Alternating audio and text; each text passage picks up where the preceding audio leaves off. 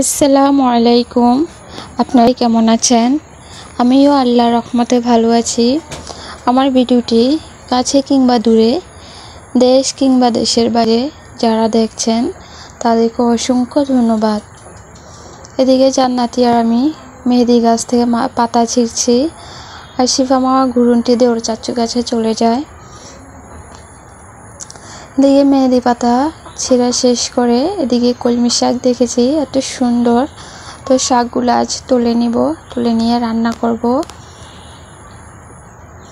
এই শাকটা খেতে বেশি ভালো লাগে। আরেকটা আছে এটার ভিতরে মোটা মোটা, ওইগুলা খেতে বেশি ভালো লাগে না। এটা হচ্ছে চিকন, এটা খেতে অনেক ভালো লাগে।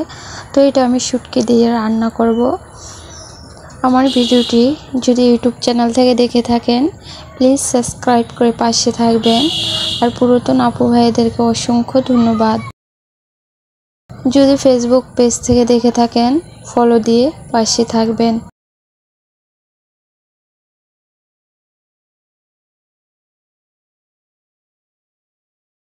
কচু পাতাগুলো এত সুন্দর লাগতেছে, তার জন্য একটু ভিডিওতে নিয়ে নিলাম।